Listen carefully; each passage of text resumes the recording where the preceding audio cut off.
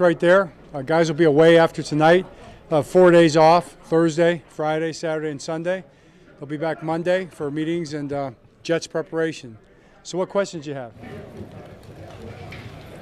John, we saw Kenyon Drake was out there. What does he add to Well, I mean, Kenyon Drake joined us today, and he's a back that's, I think, had a lot of exciting plays in this league. You know, he's a big, strong, fast, kind of slasher type back, experienced in pass protection, catches the ball well out of the backfield. Great guy in talking to him, so he'll be taking more than the next 4 days to get up to speed and get ready to go.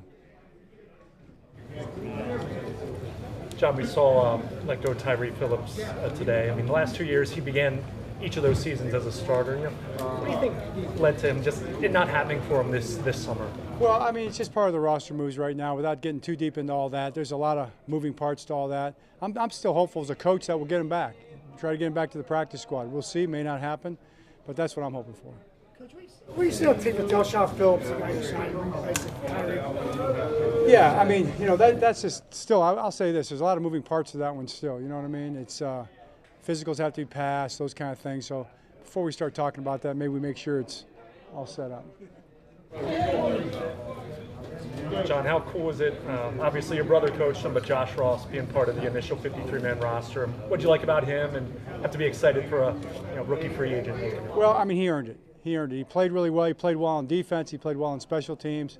He came in. He started off well. He just kind of kept the momentum going all through camp. So in the games, he made plays. So he earned his spot. You know, the one thing I told Jim like 2 or 3 days ago that he was going to make it. You know, then Jim came out and made the announcement. So it wasn't a surprise to anybody. He announced his whole lineup, so I guess he just decided to announce yours too. You get back at him, he can tell us who his starting quarterback is. I know they're splitting him for the first 2 games, right? Week 2. Right. Hey, he went full Ecclesiastes on that one, which I thought was very impressive. Yeah. John, was there anybody that made the roster that played on Saturday night and maybe their performance kind of helped push them over the edge to crack the 53? You know, I would say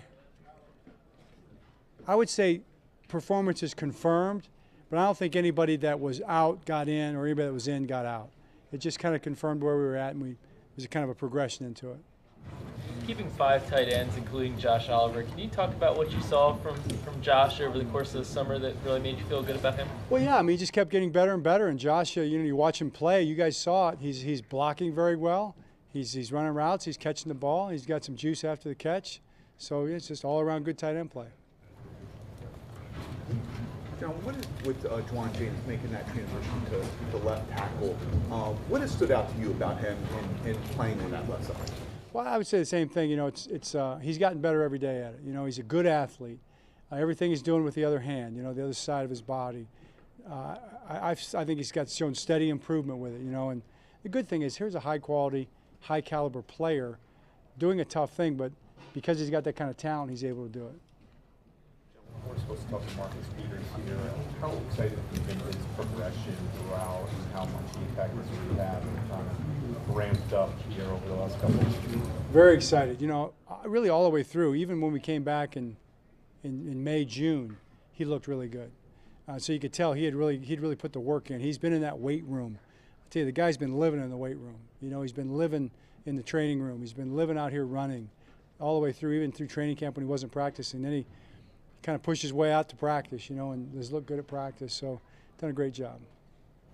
John, you know, Peters' ability to get interceptions is well known. How much, not only him, but, you know, guys like Marcus Williams and Hampton, your secondary, maybe their ability to create turnovers this year, how much you want that to be a part of it? I mean, I want it to be a big part of it, Cliff. I'm really hopeful. You know, I want to see interceptions and batted down balls and tackles, caused fumbles, and then recovered fumbles by us.